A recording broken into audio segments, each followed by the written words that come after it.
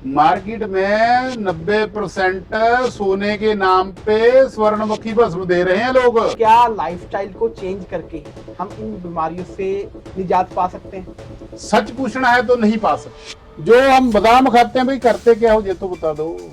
आप सिर्फ दिमाग से काम लेते हो, शरीर से कौन लेगा। सुबह से लेकर शाम तक हम बर्गर क्या, पिज्जा क्या, मोटा क्या, पतला क्या, और 25-25 साल के लोगों को अटैक हो रहा है। हर डॉक्टर, हर वैद्य एक पैकेट बना के रखता है कि जी हम तो यही दुआ घुटने दर्द की देते, कमर दर्द हो रहा है, सर्वाइकल हो रही है, शरीर सख्त हो रहा है, तो मेरे पास उसका बहुत सरल इलाज। ये दवाई एक जगह नहीं काम करिए। घुटने दर्द की शुरुआत है, कमर दर्द हो रही है, सर्वाइकल हो रही है, पैर दुख रहे हैं, शरीर ठंडा हो रहा है, आपको जुकाम होना शुरू हो गया, हमने सोना चांदी बड़ा च्यवनप्राश खा लिया, ये खा लिया, वो खा लिया। च्यवनप्राश बनेगा आपका कद्दू का, च्यवनप्राश मिलेगा आपको शकरकंदी का। भाई आपको 250 रुपए में चांदी बड़ा च्यवनप्राश खिलाने से रही दुनिया। नमस्कार दोस्तों, एक बार फिर से आपका स्वागत है हमारे पॉडकास्ट चैनल के अंदर। तो अगर अभी तक चैनल आपने सब्सक्राइब नहीं किया तो सबसे पहले एक ही रिक्वेस्ट है, चैनल सब्सक्राइब कीजिए। हम बहुत अच्छे पॉडकास्ट आप तक पहुंचाते रहेंगे। तो आज का जो हमारा पॉडकास्ट होने वाला है बहुत ही स्पेशल होने वाला है, क्योंकि आज हम पहुंचे हैं वैद्य बाबा जी के पास। जी हाँ, वैद्य बाबा जी धर्मपाल जी, जो कि रोपड़ में अपना आश्रम चलाते हैं। ठीक है, तो इनके पास अनेकों जड़ी बूटियों का खजाना है। तो आज हम उसी को एक्सप्लेन करेंगे, आपके सामने एक्सप्लोर करेंगे आपके साथ में, जहाँ पे कुछ बातें होने वाली हैं उनके जीवन के बारे में, उनके एक्सपीरियंस के बारे में, कुछ तंत्र कुछ मंत्र की बातें भी यहाँ पे आपको देखने को मिलेगी। तो आइए शुरू करते हैं। नमस्कार जी। नमस्कार सर। तो सबसे पहले, जैसे हमारी ऑडियंस में के अंदर बहुत सारी क्यूरियोसिटी होने वाली है कि आज हम आए हैं वैद्य बाबा जी के पास, तो बाबा जी के खजाने में हमें क्या क्या देखने को मिलेगा। लेकिन उससे पहले अगर हम आपके बारे में थोड़ा जानना चाहें, आपको आयुर्वेदा में काम करते हुए कितना टाइम हो गया, या कैसे आपने इसकी शुरुआत की? मैं जब 5 साल का था तो बरसात का महीना था, यही महीना जी। तो उस समय जो मेरी उम्र है, उस समय गांव में जैसे आज 5 तरह की सब्जी बनती है, दाल बनती है, उस समय जब मूंगी की दाल होती थी, या अपने खेत के मां की दाल होती थी, या कड़ी होती थी, या गुड़ होता था, और लस्सी होती थी, दही होता था, ऐसे सिवाय कुछ भी नहीं था होता जी। तो अगर हमारे पास कोई दाल सब्जी खाने के लिए नहीं भी होती थी तो हम गुड़ के साथ रोटी खा लेते थे, लस्सी के साथ रोटी खाते थे, दही के साथ, यही हमारा खाना था। ठीक है जी। बरसात का महीना कच्चा मौसम होता है, जो गुड़ है बरसात में खराब करता है, ध्यान रखना। मैं 5-6 साल का था तो हम लोग रोटी गुड़ के साथ खाते थे, खेत में चले जाते थे, जब स्कूल में जाते थे, स्कूल के आने के बाद भैंसे चराते थे। हमारे एरिया में जहां मेरा गांव है वहां पे जो सतलुज दरिया का हड़ आ जाता है। ओके। तो इन दिनों में जब हड़ आ जाता था, जो पशुओं के लिए जो चारा होता है उसकी भी प्रॉब्लम आ जाती थी। हमारे जैसे जो छोटे बच्चे थे, माँ बाप उनको भैंसे चराने के लिए, भैंसे बांधने के लिए और काम करने के लिए यूज करते थे। तो हम भी वही थे, तो रोटी घर से आई, गुड़ के साथ खा ली, 2-4 दिन 5 दिन खाई, तो कच्चा मौसम था। तो ये कच्चों में ना तो गुम्मी ऐसी होगी, कशराड़ी बोलते पंजाबी में। 6 साल का होगा, ज्यादा से ज्यादा 7 साल का होगा भाई। तो 2-3 दिन बाद ये छोटी से बड़ी हो गई, तो यहां दर्द होने लग गया, दर्द से बुखार हो गया। तो मैं माता को पूछा, माता मेरे ये कुछ हो गया। माता कहती ऐसे कर, तू ना, उस समय अक्सिन बोलते थे असगंध को, आज भी अक्सिन बोलते हैं पर अक्सिन बोलते थे। तो मेरी माता ने बोला ये असगंध का, अक्सिन का पौधा है, आप इसके पत्ते तोड़ो, इस पे थोड़ा सा तेल लाओ, सेक लगाओ, इस पे बांध ले। जी। तो हमने थोड़ा सा लोगड़ लिया, लोगड़ पुराने रुई को बोलते हैं लोगड़, जो रजाई से निकलता, हमने रजाई से लोगड़ निकाला, तो ऊपर पत्ते गर्म करके यहाँ पे बांधा, तो ऐसे कपड़ा दोनों कच्छों में बांध लिया। तो दूसरे दिन वो कचराड़ी गायब थी। ये मेरी आयुर्वेद की शुरुआत है, यही मेरी इंट्रोडक्शन है, यही मेरे को मिला था। और मेरी माँ मेरी पहली गुरु है आयुर्वेद की। 5 साल से ही आप आयुर्वेदिक के साथ जुड़ गए। तो सबसे पहले मेरी माँ ने मेरे को अक्सिन, अश्वगंधे की पहचान बताई थी। तो आज मैं अक्सिन पे, अश्वगंधे पे, लोग तो बोलते हैं अश्वगंध मोटा करने का काम करता, नहीं भाई, जड़ कुछ और करती है, पत्ते कुछ और करती है, इसका रस कुछ और करता है। अब मैं इस पे कुछ भी चला सकता हूँ। जो मेरी माँ पहली गुरु है, मैं अपनी माँ को नमन करता हूँ। जी। और जैसे आपने बताया 5 साल से आप आयुर्वेदिक के साथ जुड़ गए, आपकी हाँ। मदर ने आपको इस लाइन के साथ जोड़ा कह हाँ। सकते हैं। तो आज की डेट में जैसे लोगों का लाइफस्टाइल है, वो पुराने लाइफस्टाइल से बहुत ज़्यादा चेंज हो चुका है। तो बहुत सारी नई बीमारियां आ रही हैं, दिन ब दिन बढ़ती जा रही है। या जैसे डायबिटिक है, कैंसर है, एक से एक बीमारी जिसका नाम डेली सुनने को मिलता है, जो कि पहले कई वर्षों में सुनने को मिलता था। तो क्या लाइफस्टाइल को चेंज करके हम इन बीमारियों से निजात पा सकते हैं? सच पूछना है तो नहीं पा सकते। नहीं पा सकते। हाँ, आप कहोगे क्यों नहीं पा सकते? जी। जब मेरा जन्म हुआ, जब मैं 10-15 साल का हुआ, जी। तो हम लोग खेत में अपने माँ बाप की रोटी लेकर जाते थे। जी। मेरा बाप 4 बजे चला जाता था खेत में। वो वैद्य भी थे। वो उनके पास 4 दवाइयां थी। ठीक है। वो 4 दवाइयां से वही डंगरों को देते थे, पशुओं को देते थे, वही बंदों को देते थे, उसी से ठीक हो जाते थे। एक किले में ये मान लो कितने गेड़े लगाते होंगे वो दिन में? 4 बजे जाकर 9-10 बजे वो बल्दों को छोड़ते थे। जी। सुबह कुछ रात की रूखी सूखी रोटी खाकर जाते थे। तो दोपहर 9 बजे मेरी माता रोटी लेकर जाती थी। जहां हम वेले होते थे हम लेकर चले जाते थे। फिर 1-1:30 बजे लेकर जाते थे। तो उनको नियम था, आपने स्कूल में आना, सीधा हमारे लिए चाय लेकर आ जाना, बस ये काम था। आप कहोगे कि इस समय लोग लाइफस्टाइल क्या बदला? लाइफस्टाइल कैसा है? हम लोग सुबह से बादाम खाने शुरू करते हैं, काजू खाने शुरू करते हैं, हम उंगरे हुए अनाज खाने शुरू करते हैं। उसके बाद हम दूध पीते हैं, हम बनाना शेक पीते हैं, और उसके बाद पिज्जा खाते हैं, बर्गर खाते हैं, ब्रेड खाते हैं। ब्रेड पहले सड़ता है, फिर हमारे पास आता है। जो हम बादाम खाते हैं, भाई करते क्या हो ये तो बता दो। किसके लिए? काम तो आप दे लेगा, करते नहीं। आप सिर्फ दिमाग से काम लेते हो, शरीर से कौन लेगा? आपका लाइफस्टाइल खत्म हो गया है, आप कुछ नहीं करते। जी। आप ताकत की दवा, आप लाइफस्टाइल 2025 का यूज कर रहे हो और काम कर रहे हो 1964 का। और 1964 के खाने की बात करो, आज के आपको तो पानी में भी प्लास्टिक है। हमारे तो खाद का नाम निशान नहीं था, हम तो गोबर की खाद का सामान खाते थे। आज कहीं मार्केट में छल्ली ले लो, आपको स्वाद नहीं निकलेगा। अब मार्केट में बैंगन खा लो, आपको स्वाद नहीं, आपका मुंह पक जाएगा। लाइफस्टाइल कुछ नहीं हुआ, हमने अपनी लाइफ खराब कर दी। एक बात और कहता हूं, हम लोग क्या करते हैं, पनीर खाते हैं रोजाना। भाई पनीर मार्केट में डुप्लीकेट मिलता है। 1 किलो दूध 80 रुपए का है, उसमें 200 ग्राम पनीर निकलता है। तो हम लोग मार्केट में 320 रुपए 350 रुपए किलो का पनीर लाते हैं जी। 80 रुपए वाले में 200 ग्राम निकला, 5 किलो में 1 किलो निकला, 400 रुपये दूध का रेट। फिर उसने खरीदा, उसको गर्म किया, उसको फाड़ा, उसको बनाया, उसको बेचा, आपको क्या पनीर देगा? पनीर एक ऐसी वस्तु है जो पचती ही नहीं। हम बुखार में भी पनीर खा रहे हैं, बुखार में भी दही खा रहे हैं। लोग पता क्या कहते हैं, मेरे को हुआ तो क्या, ये तो बता दे।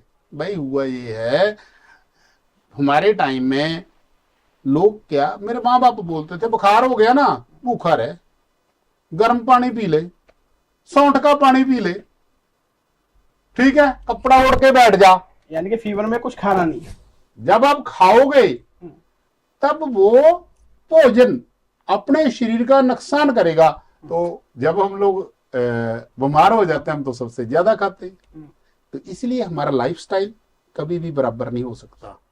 हम सोचते 1964-65 की हैं, खा रहे हैं 2025 में। जो हम अभी खाना खा रहे हैं भाई जी, सुबह से लेकर शाम तक हम बर्गर क्या, पिज्जा क्या, मोटा क्या, पतला क्या, मार्केट में जितना भी रसगुल्ला बनता सब तेजाब में बनता है। जितना भी आप फास्ट फूड खा रहे हो जोमेटो में बनता है, वो आपकी आंतों को अंदर से सड़ा रहा है। हम खाने के साथ कोल्ड ड्रिंक पी रहे हैं, खत्म हो जाएगा सारा सिस्टम। और 25-25 साल के लोगों को अटैक हो रहा है। हमारे साथ के 80 साल के बूढ़े, 100 साल के बूढ़े अभी जवान पड़े हैं। अपना खाना पीना बदलो। हाँ, एक बात और मैं संदेश देना चाहता हूं आपके श्रोताओं को, कि जब हम खाना खा लेते हैं, हम किसी की शादी में जाते हैं, खाना खाया और उसके बाद रसगुल्ले गुलाब जामुन जो बाद में गर्म करके देते हैं उसको जरूर खाते हैं। उसके बाद हम आइसक्रीम इसलिए खाते हैं कि हमने जो शगन दिया है वो पूरा कर लें। एक चीज आपका 50 डिग्री पे, 45 डिग्री पे, 90 डिग्री पे, 70 डिग्री पे, 33.5 डिग्री टेम्परेचर आपके बॉडी का, ठीक है। तो जब आपका जो टेम्परेचर है आप उसको एक बार गर्म करके ठंडा करोगे तो आपके शरीर का सारा सिस्टम डिस्टर्ब हो जाएगा। 4 दिन आपके एसिड बनेगा, पेट फूलेगा, तब तक कोई और शादी आ जाएगी, आप कभी ठीक नहीं होगे। लाइफस्टाइल बदलना तो साधु बनो, सुबह का खाया, जब भूख लगे जब खा लेना, आपकी लाइफ सुधर जाएगी। नहीं सुधरेगी, जो मर्जी खाते रहो, दवाई खाते रहो, आपका जीवन चलता रहेगा। और साथ ही साथ जो आजकल की यंग जनरेशन है वो क्या करती है, लाइफस्टाइल मानती है कि मैं जिम चले जाते हूँ, ठीक है, जिम जाते हैं वो लोग और वहां पे सप्लीमेंट्स की ओर आकर्षित हो जाते हैं, सप्लीमेंट्स लेते हैं। तो आयुर्वेदिक उसमें आप कैसे देखते हैं, जो सप्लीमेंट आज खा रहे हैं वो कैसे इफेक्ट करते हैं, या क्या उनको करना चाहिए, क्या नहीं करना चाहिए? जो लोग सप्लीमेंट खाते हैं, मैं आपको एक कहानी नहीं सच्चाई बताता हूँ। मैं यहाँ से 5-6 बजे चला जाता हूँ, तो रास्ते में मैं गया तो शनि मंदिर के आगे मेरे, वो शनि मंदिर के ही हैं अग्रवाल जी, तो वो मेरे को रास्ते में खड़े मिले कि भाई चल घर जाना है, काम है तेरे तक। मैंने कहा क्या बात है? कहता बात कुछ नहीं है, एक पेशेंट है उसको दिखाना है। मैं गया तो जब उनके घर पे गया तो उसका सारा फैमिली मेरे को जानता था। बच्चे को मैंने, हाँ भाई क्या बात है, उसने बीकॉम करी थी, 5-6 साल की बात करता हूँ मैं, बीकॉम करी थी। तो लड़के को बोला कि इसकी टीवी हो गई। अच्छा, लड़के को? हाँ। मैंने कहा टीवी कैसे हो गई? कहते जी ये बच्चे जिम पे जाता था, वहां पे इसने सप्लीमेंट खाया, हमने रोका, ये जो चोरी से खाने लग गया। अच्छा। कुछ दिनों के बाद इसकी सेहत डाउन होनी शुरू हो गई, ये सूख गया, इसको पहले बुखार हुआ, फिर टाइफाइड हुआ, अब टीवी हो गई। मैंने कहा ऐसा क्या हो गया? वो बच्चा बीकॉम करी है, उसने एमकॉम करनी थी, उसकी तैयारी करनी थी, वो सोच रहा है कि मैं बचना नहीं है। मेरा परिवार है, मेरे को परेशानी हुई, मैंने उनको क्लीनिंग की दवाई दी, सफाई करने की दवाई दे दी। उसके बाद उसका टाइफाइड ठीक किया। 1 महीने में वो बच्चा, उसका बुखार, उसकी टीवी, उसका सारा कुछ ठीक हुआ। और उसके बाद आज उसने ये कहा कि मैं आज के बाद लोगों को भी ये शिक्षा दूंगा, मैं सप्लीमेंट नहीं कहूंगा। सप्लीमेंट ऐसा कोई नहीं है, रोटी के बड़ा कोई सप्लीमेंट नहीं है। अगर ज्यादा खाना तो स्पैथ मूसली ले लो, मखाने ले लो, बादाम ले लो, पर उतना खाओ जितना आपसे पचता है। ये जरूरी नहीं है मैं केले का शेक पीऊंगा। भाई केले अगर आपके घर के पके हैं जरूर खाओ। जब कच्चे केले ले आओ, उसको तूड़ी में रखकर उसको इसी और विधि से पकाइए, नहीं तो ये सारे केले जो गैस बड़ा मसाला होता उससे पकते हैं, वो नुकसान करते हैं। सप्लीमेंट से बचना है। आजकल लोग पतला होने की कुछ दवाइयां खा रहे हैं। बिल्कुल, ये सबसे बड़ा मुद्दा है आज की डेट में कि हर यंगस्टर ये देखता है कि अभी मेरा वेट बढ़ गया, अब मैं स्लिम होने के लिए क्या मेडिसिन? हाँ, मेरी एक लेडीज दोस्त है जी, लुधियाना की है। वो एक बहुत बड़ी कंपनी का उसने करोड़ों रुपए का बिजनेस किया। 10 साल उसने, वो जो भी वो पीते थे, मैं उसका नाम नहीं लेना चाहता, प्रॉब्लम आ जाएगी, तो वो पीती रही। वो पिछले 4 साल से मेरे साथ जुड़ी हुई है। अब वो नहीं है, अब वो नहीं है, अब वो नहीं है, जवानी में मर गई। उसका शरीर हड्डी, वो मेरे को बोलती बाबा जी आप एक काम करो, मेरी ना किसी से शादी करवा दो। अच्छा। पहले घर वाले ने छोड़ दिया था, मेरी किसी से शादी करवा दो जो मेरी सेवा कर सके। अच्छा। कि मेरा, उसका शरीर, गुड्डे गिट्टे सब डिस्टर्ब हो गए थे। भैया आप कुछ लोगों को देखोगे जो रेगुलर कुछ सप्लीमेंट ले रहे हैं, कुछ टाइम के बाद उनका जो बॉडी का टेम्परेचर है वो बहुत बढ़ जाता है, उनके अंदरूनी अंग जवाब देना शुरू करते हैं। अगर आपने कोई चीज ले ली है, उसके बाद कोशिश करिए कि आप क्लीजिंग थेरेपी को यूज करिए, हम करते हैं और हम आप में उसकी मदद कर देंगे, तब फायदा है। बार बार मत लीजिए। अगर आपको स्टीरॉयड मेडिसिन ले रहे हैं, ऐसा कोई फार्मूला नहीं है। इंडिया में जितनी जड़ी बूटी है उतनी कहीं नहीं है। जैसे फार्मूले इंडिया के वैद्यों के पास हैं, लोग हमसे सीखने आते हैं, फॉरेन से। हमारी जड़ी बूटी, हमारा कल्चर लोग सीखने आते हैं, हम लोगों को कॉपी करते हैं, जो गलत है भैया इससे बचिए, ना करिए।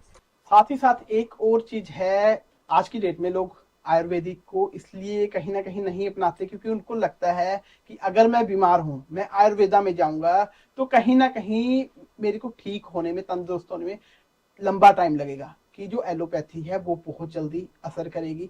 तो क्या आयुर्वेदिक मेडिसिन को स्लो मेडिसिन भी माना जाता है? ये झूठ है। जी।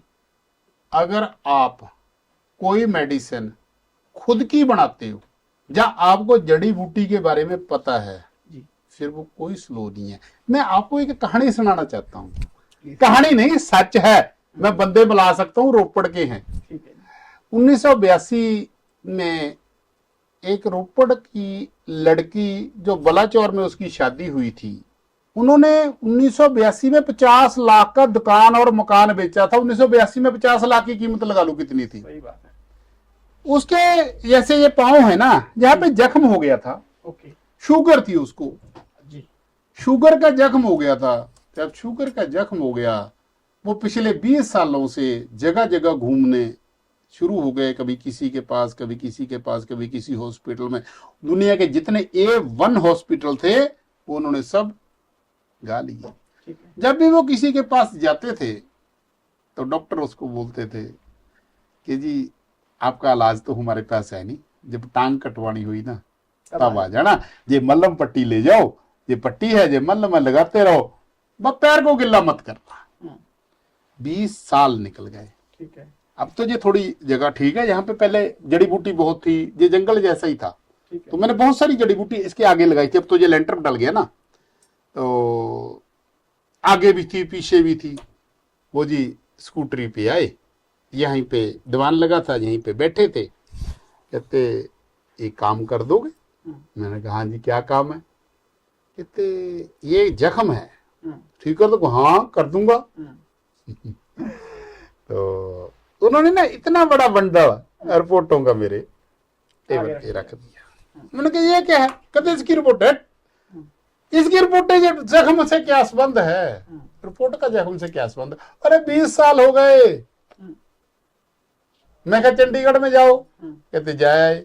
मैं DMC जाओ, फलाने जाओ, धिमकड़े जाओ, इम जाओ, ये वो, कहते सब जाए, ठीक नहीं हुआ। मैंने कहा फिर?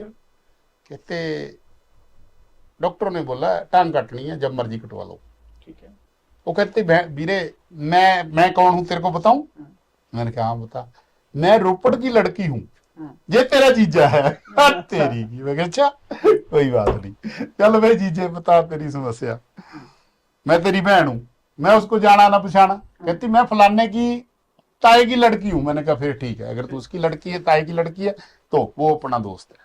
कहती वीरे हम एक बाबा जी के पास गए थे, संत के पास। ठीक है। उन्होंने बोला आप ना वैद बाबा जी के पास चले जाओ। जी।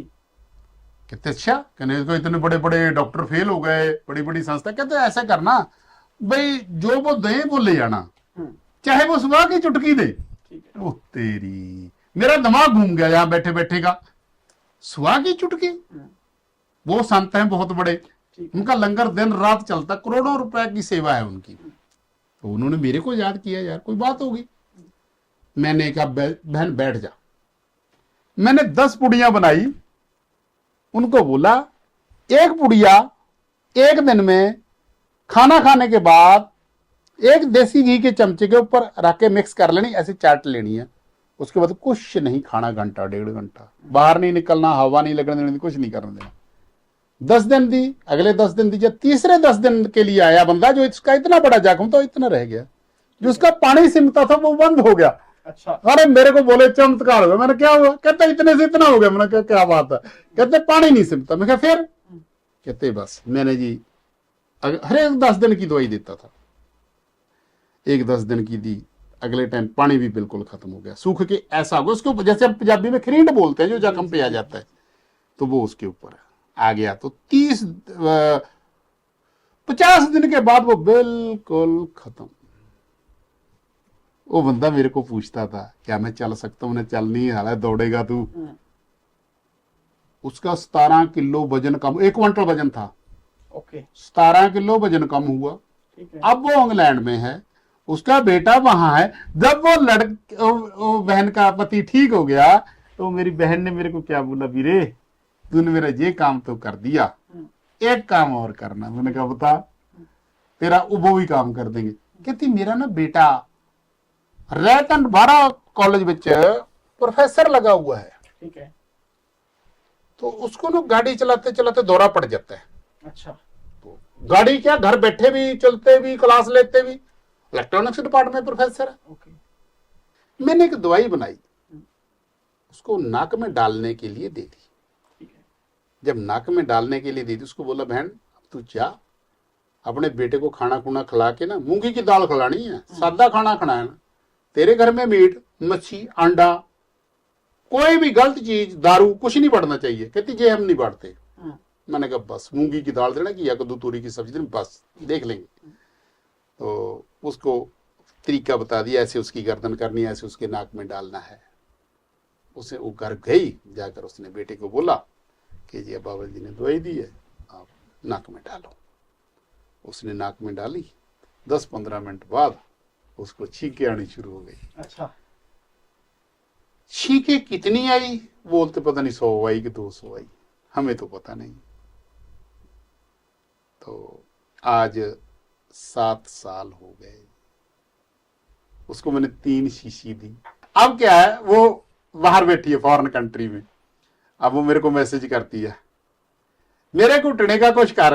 मैं कहा जादू मारू तेरे पे, यहाँ बैठा हुआ, तू इंडिया आ जा। नहीं इंडिया नहीं आ सकती, मेरे घुटने के यहाँ से ठीक कर दे। वो सोचती है ये बाबा मेरे को ऐसे ही आशीर्वाद देगा, मेरे घुटने चल जाएंगे। ये एक परिवार की कहानी है। वो रोपड़ का जुआई है, वो ठीक हुआ है। अगर किसी ने वहां उसको मिलना हो तो मिल भी सकता है। और मैंने जिंदगी में पहली बार किसी जख्म वाले को, जो 20 साल से पीड़ित था, उसको पहली बार वो दवाई दी थी। वो मैं मानता हूं वो मैंने नहीं, मेरे गुरु महाराज ने मेरे पे कृपा करी थी। और जो संतों ने भेजा था उन्होंने भी कृपा करी थी कि भाई ये राखी, वो राख भी दें, वो भी ले आना। और मेरे पास राख बड़ी हुई थी, और वो राख बहुत खतरनाक है। मैंने 50 लोगों को बाद में दी है, बहुत अच्छी थी और उसका आनंद दिखा मैंने। मैं उस गुरु जी का और अपने गुरु जी का भी शुक्रिया अदा करता हूँ। आप बार बार सन्यासी गुरु जी की बात कर रहे हैं, ये सन्यासी गुरु जी कौन है? ऐसा है, हमारे एक गांव में जहां मेरा जन्म हुआ, वहां मैं ना बचपन से ये बात महसूस कर रहा हूं, जन्म का तो किसी को क्या पता है, कि मैं बहुत बड़ा संत हूं। ओके। मैं ज्योतिषी हूं, मेरे को चेहरा देखना आता है, मैं आवाज सुनता हूं, मैं लोगों की आवाज सुनता हूं, चेहरा देखता हूं। मैं चेहरा देख दो यार तेरे को तो ये प्रॉब्लम है, चले तेरे को क्या पता? पता नहीं। बचपन से जिस दिन का मेरा जन्म हुआ मैं अपने आप को ऐसा ही मानता हूं। और मेरा जन्म कैसे हुआ, जन्म की बताता हूं। जब मेरा जन्म होने वाला था उस दिन तड़के एक साधु आया जी। तो साधु आया, उसने घर वाले दरवाजे गेट गुट तो उस समय होते ही नहीं थे। उसने हाक मारी तो कहते लड़के का जन्म होना था, हो गया?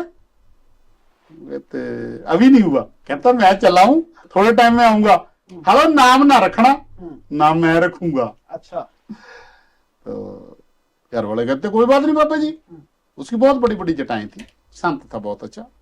सतलुज दरिया में रहता था ज्यादातर, ऐसे पानी में घूमता रहता था। पानी में जब जितना मर्जी पानी हो ऐसे ही चलता था, जैसे आम लोग पानी पे चलते हैं ना, वैसे ही घूमता फिरता था। मेरा जन्म हुआ 5 बजे 6 बजे, वो आया अपनी वो सुबह की साधना वगैरह करके। हाँ भाई लड़के का जन्म हो गया? कहते हाँ जी, लो दे दो भाई मेरा बच्चा। उसने मेरे को लिया पकड़ा तो बोला भाई ना रख दूं इसका? मैंने रखना है ना? कहते हाँ जी रख दो। कहते जी इसका नाम धर्मपाल है। मेरे खानदान में तो साला धर्मपाल नाम ही नहीं था किसी का। तो मेरा नाम धर्मपाल बाबा जी ने रख दिया। तो वो बाबा जी 30-35 साल बाद मेरे को मिले। 30-35 साल बाद मेरी शादी हो गई, बच्चे हो गए। तो मैं अपने ससुराल से वापस आ रहा था, तो बाइक थी, तो रास्ते में पुल नहीं था, हमने किश्ती चढ़ना था और मोटरसाइकिल के पीछे जूते बांधे हुए थे। तो बिना जूते से तो चल ही नहीं था, रगा जूते बांधे थे, एक जूता रास्ते में गिर गया। वो महाराज जी कहीं पीछे से तुरे आ रहे हैं, वो जूता उठा लाए। 1 किलोमीटर रेता इसकी धूप में हम तुर रहे थे, दिमाग हिल गया। तो बाबा जी मेरे पास आकर बोले बेटा, मैं कहा हाँ जी, ये तेरा जूता गिर गया था। कि हैं, उन्होंने मेरे को ऐसे देखा, ओए तू धर्मपाल? मैं कहा हाँ जी। उन्होंने साले 35 साल बाद पहचान ली। 35, एक बंदे के जन्म के टाइम से लेकर 35 साल बाद अगर पूछे, साले तू मेरे को मिलने तक नहीं आया, तू जानता नहीं मैं कौन हूं? मैंने कहा महाराज मैं आपको जानता हूं। तो फिर उसके बाद 35, उस समय तो मेरे को गुरु मिल गए थे। पहले मेरे गुरु सिख धर्म से संबंधित थे, उन्होंने मेरी जिंदगी में बहुत बड़ा योगदान अदा किया। मैंने अपनी जिंदगी का आनंद देखा उनके साथ। जब उनकी क्लास पूरी हुई तो बहुत सारे सिस्टम से दूर हुआ और एक परमात्मा पे विश्वास करने लग गया। उसके बाद मेरे गुरु ने मेरे को कि तू भाग यहां से। मेरे को समझ ही नहीं आई। मैंने कहा यार मेरा गुरु गुस्से हो गया, जो मेरे को घर से भगा रहा है, अपने आश्रम से भगा रहा है। कहता तू चला जा यहां से। मैं घर से निकला तो मेरे को पता ही नहीं चले मेरे गुरु ने क्यों भगा दिया। फिर मैं घर से भाग गया। जिंदगी में भागम भागी चलती रही, बहुत बार घर से भगा। तो मैंने बहुत सारे लोगों को बोला यार मैंने ना गुरुजी से मिलने जाना है, भाई आप मेरे साथ चलो। कोई नहीं माना। मैंने कहा मैं आपको रहने की खाने की व्यवस्था करूंगा, दिहाड़ी भी दूंगा, पैसा भी दूंगा, आप मेरे साथ चलो। कोई नहीं माना। मैं बस्ता उठाया, शादी के बाद की बात कर, तो मैं हिमाचल में चला गया। जब मैं वहां पहुंचा तो एक सरदार जी और थे, मैं भी बैठ गया वहां पे जाकर। तो उन्होंने बोला गुरुजी से मिलना? तो हाँ, पहली बार। वो बोले ऐसा करो आप गुरु दीक्षा ले लो। वो हमने नहीं लड़ी गुरु दीक्षा। तो क्यों? उन्होंने कहा हमने तो और कुछ लेना है। तो जो उनके मुखी थे वो वापस आए, जो उस प्रोग्राम के करता धरता थे। उनको जाकर बोला कि सरदार है ऐसी ऐसी बातें करता है। बोले ऐसे बेटा, वो तू पहले गुरु दीक्षा ले ले। उन्होंने हमने नहीं लड़ी। कहते तूने क्या लड़ी? मैंने कहा मैंने तो लक्ष्मी दीक्षा लड़ी है। कहते लक्ष्मी दीक्षा लड़ी? पहले तो गुरु दीक्षा होती है। मैंने कहा हमारा तो सीधा काम, हम तो लक्ष्मी से काम शुरू करेंगे। वो बड़े हंसे, 10 20 50 लोग थे। बस तो 2000 का कट था, वो जितने आसपास में थे लोग बड़े हंसे। उन्होंने जाकर गुरुदेव को बोल दिया कि गुरुजी एक सरदार आया है, वो बोलता है। हमने बोला भी पहले गुरु दीक्षा लेते हो। कहते हमने नहीं लड़ी गुरु दीक्षा, हमने तो सीधी लक्ष्मी दीक्षा लेनी। कहते ठीक है उसको बोलो जो लेना ले ले। जिंदगी में साधना का पता नहीं करनी कैसे है, जिंदगी में तंत्र का पता नहीं, जिंदगी के मंत्र का कुछ नहीं था पता। जाकर दीक्षा ले ली। साधना करनी शुरू कर दी। 6 महीने दिन रात साधना करी। दिल ने पूछा साले तूने गुरु दीक्षा तो ली ही नहीं, साधना कर ली तू बड़ी बड़ी। भाग गया यहां से। फिर जाकर गुरु के स्थान पे पहुंचा, उन्हीं गुरु के पास। हाँ उनके पास पहुंचा ना। उससे बीच में कई बार मिल लिया। ओके, साधना करनी शुरू कर दी। दीक्षा गुरु की दीक्षा नहीं, लक्ष्मी दीक्षा और दीक्षा, साधना सिद्धि दीक्षा, छोटे होने की दीक्षा, विजय प्राप्ति की दीक्षा, जीवन मुक्ति की दीक्षा, अपनी मर्जी से मरने की, जन्म की दीक्षा, सारा कुछ कर लिया। 6-7 महीने 8 महीने निकले। फिर दिमाग घूम गया, साले चलो गुरु जी फिर पकड़ते ही जाकर। रात को यहां से निकला, पता ही नहीं था जिंदगी का। वहां पहुंचा, किसी ने बढ़ने नहीं दिया। तो कहते 11 बजे आना। गुरुजी के पास बैठा, उनको हाथ लगा लगा के देखा, ये मास्किंग है, ये इनका शरीर हमारे जैसा ही है। वो हंस पड़े। कहते अच्छी तरह से देख ले। तो उनसे गुरु दीक्षा फिर 6 महीने के बाद जाकर ली। बस जीवन बदल गया। जब कोई व्यक्ति अपने जीवन में आगे बढ़ता है ना, उसको गुरु कोई शरीर नहीं है, गुरु तत्व है।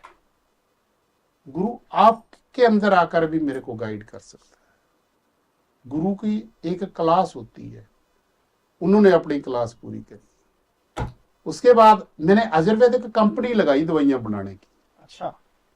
पंजाब सरकार से लाइसेंस लिया। ओके।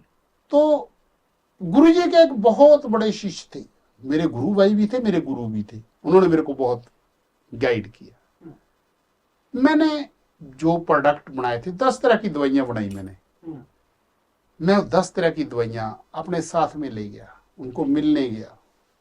उनका कोई प्रोग्राम था, तो उन्होंने मेरे को बुलाया था, मैं उनको मिलने गया। उन्होंने वो मेरे को बोले क्या बनाया है? मैंने कहा ये कुछ बनाया है।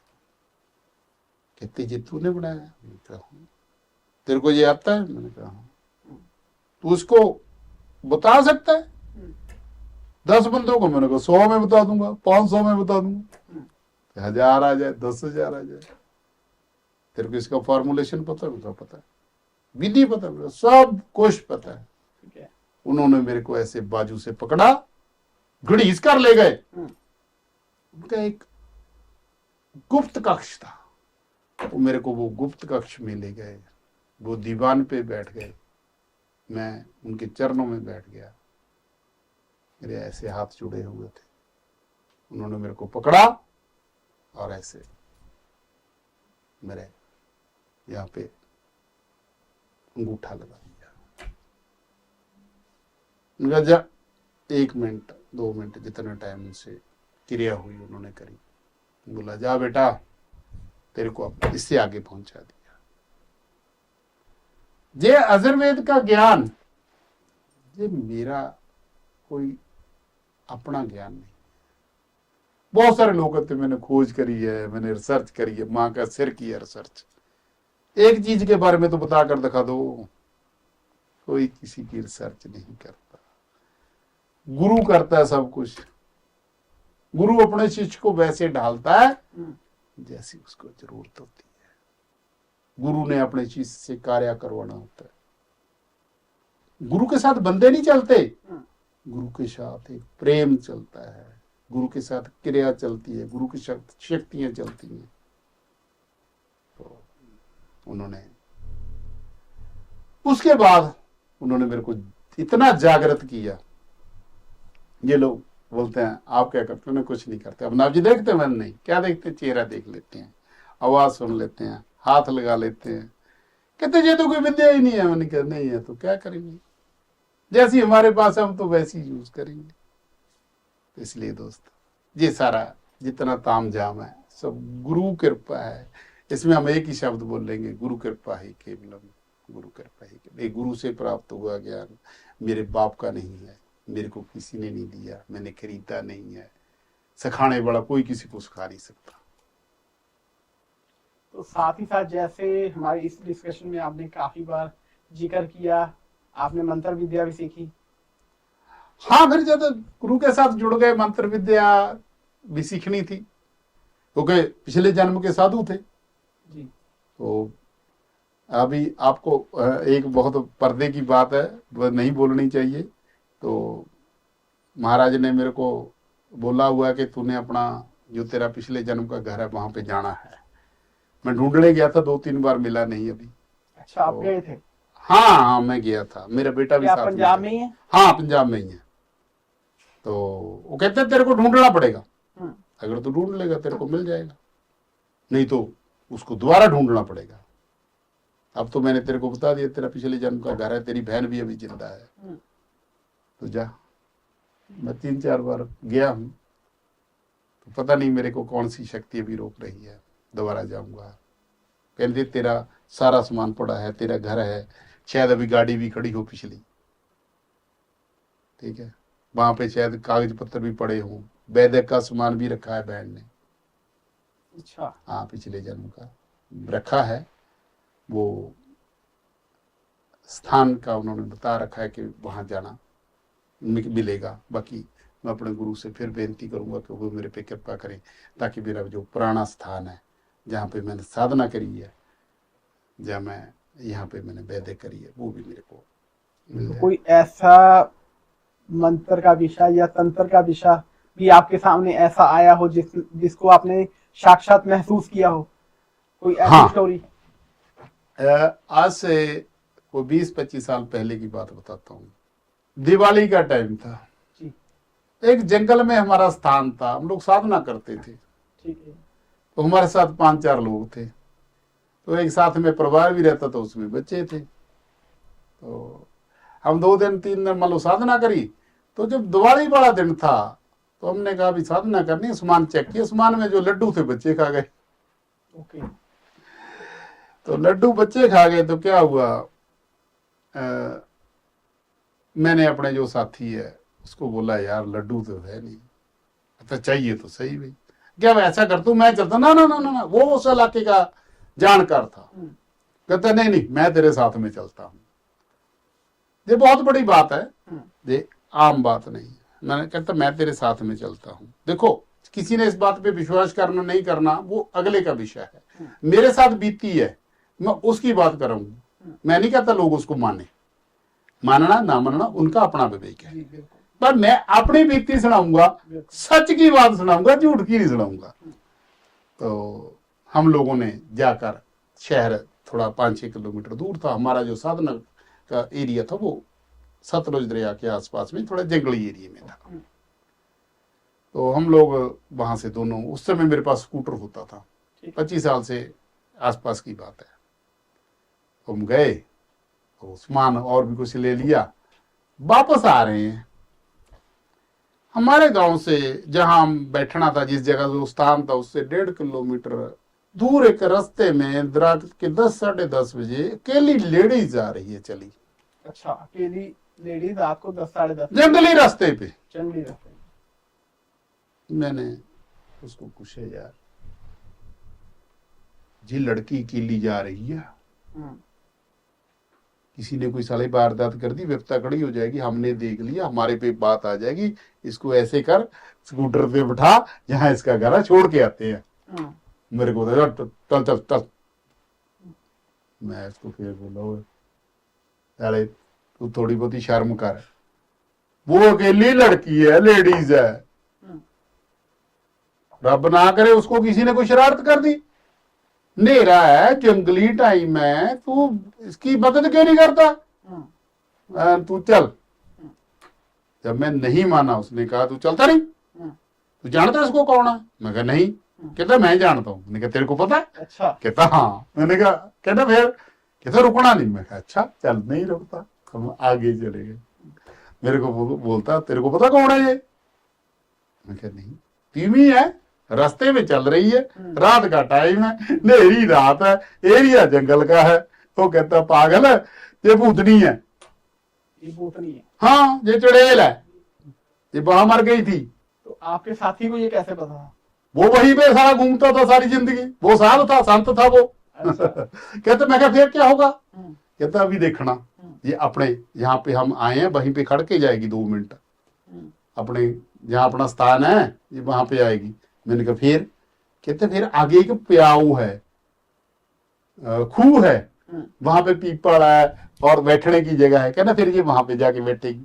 मैंने कहा फिर? कहता 1 बजे ये वापस आएगी यहीं पे। मैंने कहा फिर? कहना तेरे जैसे बेवकूफ 50 मिलते हैं इसको रात को, ये किसी को भी पकड़ लेती है। मैंने कहा तेरी। कहता मैंने कहा मैं भाई, मैंने कहा साधना तो नहीं मैंने आज करनी, मैं तो पहले इसको जाती को देखूंगा, फिर इसको आती को देखूंगा। भी तू झूठ बोलता है। कहता साधना कर ले, देख जाएगी। मैंने कहा चल ठीक है, मैं बाहर बैठूंगा साधना के लिए खुले में, ठीक है। तो वो आई, पहले तो पीछे से आई, एक तो साला मेरे को डर लगा। मैंने कहा यार ये भूतनी थी। मैं इसको बिठाना चाहता था, कह रहा तेरे जैसे फंस जाते हैं लोग, इसको ऐसे नहीं बिठाना चाहिए। मैंने कहा अच्छा। तो वो आई, जहां हम बैठे थे वहां पे 2 मिनट के लिए खड़ी, देखा, आगे चली गई। नॉर्मल कपड़े, लोग कहते हैं उसको पैर फूटे होते हैं, सीधे होते हैं, कुछ नहीं था, नॉर्मल 40-45 साल की लेडीज थी और बिल्कुल आराम से तुरी जा रही थी। फिर आगे गई, फिर वहां से वापस आई, फिर हमारे जहां बैठे थे वो सामने 5 मिनट खड़ी रही, फिर वापस चली गई। मैं इस चीज का गवाह हूं, मैंने जिंदगी में पहली बार देखा। मैंने कहा यार ये साला पंगा हो गया था, ठीक है। तो लोग मानते हैं कि नहीं मानते, मैं नहीं जानता, पर मैंने साक्षात देखी है। रात के 12 बजे 1 बजे कोई अकेली लेडीज नहीं घूमती, सही बात है। उसको मैंने घूमती देखा है, वो भी उस एरिए में जहां बंदे नाम की चीज नहीं है। तब से मेरा यकीन, मैं कभी किसी चीज से यकीन ही नहीं किया, मैं के ऊपर भी किसी चीज से डर नहीं। उस दिन मेरे को लगा यार साला मैंने कहीं कोई गलत पंगा तो नहीं था कर दिया, मैं इसको बिठाकर कोई छेड़खानी तो नहीं थी कर दी। वो मेरे साथ उस समय हादसा हुआ था। इसके बाद बहुत सारे हादसे हुए, पर वो मेरा पहला और विशेष हादसा था जिसने मेरे को झंकोर कर दिया और मेरा दिमाग दिल हिला दी। मैंने कहा नहीं नहीं इसको देखूंगा आज मैं बैठ के, साधना नहीं करूंगा। रेला साधना का है यार, आएगी अभी। मैंने कहा तू झूठ भी बोलता था, कहते पहले तेरे को बोला था ना अपने जहाँ खड़ेगी, कहता जब वापस 1 घंटे देखिए 1 बजे वापस आना, तू तब तक अपना काम निबेड़ के बैठ जाना, यहीं पे आएगी 2 मिनट क्या 5 मिनट खड़ के देखेगी तेरे को। वाह वाह क्या बात है। ऐसे आज भी कई ऐसे स्थान हैं जहाँ पे ऐसी शक्तियां घूमती हैं। विश्वास करना ना करना बंदे के विवेक पे निर्भर करता है। हमने देखा है, हम उसको मानते हैं कि हमने देखा था। भैया जी जैसे अभी हम डिस्कशन कर रहे हैं तो मेरे माइंड में एक क्वेश्चन ये आया कि जैसे आपने बताया कि कुछ लोग हैं, ठीक है, वो हंस नहीं पाते, मायूस रहते हैं, ठीक है, कभी भी देख लो उनको या चिड़चिड़े रहेंगे, मायूस रहेंगे, तो ऐसा क्यों होता है? आयुर्वेद से इसको कैसे हम ठीक कर सकते हैं? चिड़चिड़ा होना, मायूस रहना, वो उन लोगों की एक फितरत होती है जी। दुनिया में 3 तरह की, अजरवेद में 3 तरह की तसीर बोली जाती है, वात पित्त और कफ। 2 तरह के टेम्परेचर बोले जाते हैं, गर्म और ठंडा। हम लोग टेम्परेचर पे काम करते हैं।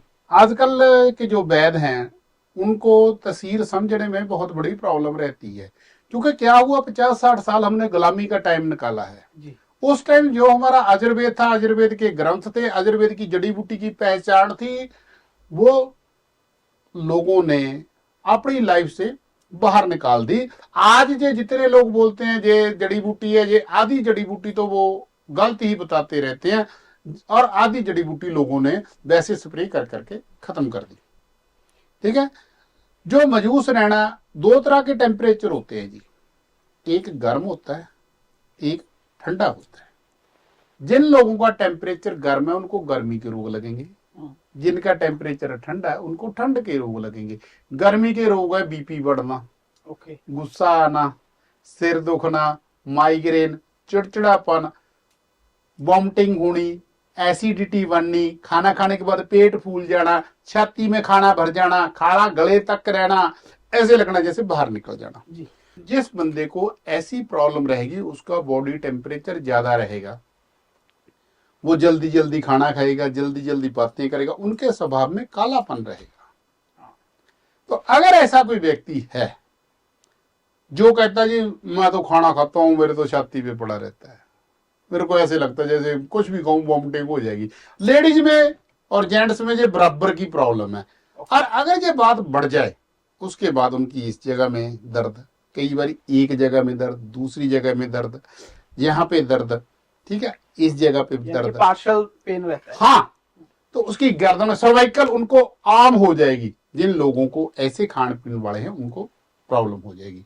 उनके लिए क्या करते हैं हम लोग, एक खाकी पुड़िया के नाम पे हम दवाई देते हैं। खाकी पुड़िया? हाँ, खाकी पुड़िया, उसकी दवाई भी खाकी होती है, पड़ी सामने, ये जो आपने निकाला। हाँ, ये दवाई भी खाकी और इसका पुड़िया का नाम भी खाकी। अच्छा। और इसका नाम एक और भी है, केडी दुआ।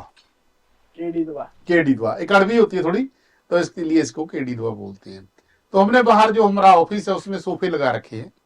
जो भी व्यक्ति हमारे पास आता है वो बोला ऐसा हो गया, मेरा जहां से सिर दुखता है, मेरा वहां से दुखता है, मेरा खाना ऊपर को चलता है, मेरी छाती तक बाहर रहता है, मेरे को गुस्सा आता है, चिड़चिड़ा आता है, पति पत्नी दोनों को भी हंसते ही नहीं जी। अगर ऐसी बात है तो सुबह उठती सार उनको वॉशरूम वगैरह जाओ, टॉयलेट वगैरह जाओ, उसके बाद एक एक पुड़िया लेके आंखें बंद करके ध्यान करो। सुबह से शाम तक फिर चेक करना आप में क्या रिजल्ट है, आपकी रोटी कितनी ऊपर को आ रही है, आपका सिर कितना बाहर आ रहा है, आप हंसना शुरू कर दिए कि नहीं कर दिया। आपका स्वभाव बदल देगी ये दवाई, ऐसी है। अच्छा। बंदे के स्वभाव को बदलने की समर्था रखती है। बहुत सारे लोग बोलते हैं जी मेरा सिर तो भारा ही रहता है, उनको भाई कोई बात नहीं, ठीक हो जाएगा। लोग बोलते हैं मेरे गले में जलन होती है, मेरे गले में खाना आ गया, हो जाएगा। तो पिछले हफ्ते एक चंडीगढ़ से बैंक में लगे हैं, मैंने कोई और बैंक वाला ठीक किया होगा, उन्होंने उसको बताया। तो मैंने उनका पहले पेट सेट किया, उनकी धर्न वगैरह निकाली, नाड़ कौडी वगैरह जो कुछ चेक करना था कर लिया। उसके बाद उनको जब मैंने दवाई खिलाई, दवाई खाने के 2 मिनट बाद वो मेरे को बोलते हैं जी वॉमिटिंग आ रही है। मैंने कहा जल्दी भागो। 5 मिनट बाद दोबारा हुई। मैंने पूछा क्या निकला? कहते साबुन निकला अंदर से। साबुन? जैसी साबुन की झाग नहीं होती, जमा हुआ। और उसको जो बार बार हिचकी आ रही थी, खांसी आ रही थी, डकारें आ रही थी, वो 5 मिनट में खत्म। अगर किसी को बार बार डकारें आती है, गुस्सा आता है, चिड़चिड़ापन आता है, खाना खाने के बाद पेट फूल जाता है, छाती में भारापन आता है, गले तक खाना आता है, सिर दुखता है, आंखें भारी रहती हैं, किसी की बात करने का और सुनने का मन नहीं है, वो मेरे पास आ जाए। मेरे पास 2 घंटे का टाइम लेकर आए, बैठे, मैं उसके शरीर की सेटिंग भी कर दूंगा और उसको ये दवाई खिलाऊंगा। एक पुड़िया खा के पहले वो अपनी चेकिंग कर ले, अगर कोई फायदा हुआ तो और ले जाए, अगर नहीं फायदा हुआ तो रहने दे। मैं ऐसी व्यवस्था कर सकता हूं। ये मेरी दवा मैंने सैकड़े लोगों पे यूज की है, जिनका हाजमा खराब रहता है, जिनका पेट सही नहीं रहता, जिनके बार बार गैस बनती है, जिनकी फुलावटी बनी रहती है, जिनके छोटा मोटा दर्द होता है, उस सब जगह पे काम करती है। और साथ ही साथ अभी आपने बताया कि दर्द हो जाती है। हाँ। तो ये आम सुना गया कि हाँ दर्द होगी, ये हो गया, पेट दुखता है, तो ये दर्द क्या होती है, कैसे इसको ठीक किया जाता है? ऐसा है जी, धरना अपने आप में कोई बीमारी नहीं। कोई बीमारी नहीं है। हाँ, ये बात सच है। जो धर्म निकालने वाले हैं या धर्म पे बात करते हैं, वो मेरी बात को झूठ मान ले, उनका शुक्रिया। ये मेरा पेट है, जहां पे मैं ये 5 उंगलियां का एक कमल है, मैंने इसको यहां पे लिटा लेना, किसी को यहां पे ऐसे रखना है। अगर मेरी ये कौली के नीचे तक जा रहा है तो यहां से कुछ टक टक टक टक टक की आवाज आती है तो मेरी धर्म सही है। अगर नहीं आती तो हम लोग इस साइड में देखेंगे, इस साइड में देखेंगे, इस साइड में देखेंगे और इस साइड में देखेंगे। इन चारों एरिए का अलग अलग मतलब है। भाई धर्म तो 1 दिन 2 दिन 3 दिन के लिए पढ़ सकते, सारी जिंदगी के लिए नहीं। अगर किसी के धर्म पड़ी हुई है, 1 बार निकलवा ली, 2 बार निकलवा ली, 3 बार निकाली, चौथी बार निकलवाने की जरूरत नहीं है। आपके धर्म नहीं है, आपको बीमारी लगी है, आप उस बीमारी का इलाज कराओ। मैं आपको एक बात और सिखाना चाहता हूं, धर्म को 2 मिनट लगाते हैं हम लोग ठीक करने में। धर्म भी सेट कर देते हैं, कौडी भी सेट कर देते हैं, नले भी सेट कर देते हैं, और टांगों में भी आराम आ जाता है, सिर में भी भारापन खत्म हो जाता है, मन को खुश कर देते हैं। उसके बिना, धर्म के बिना जो बहुत बड़ी बात हो रही है आजकल, लोगों को थकावट महसूस होती है।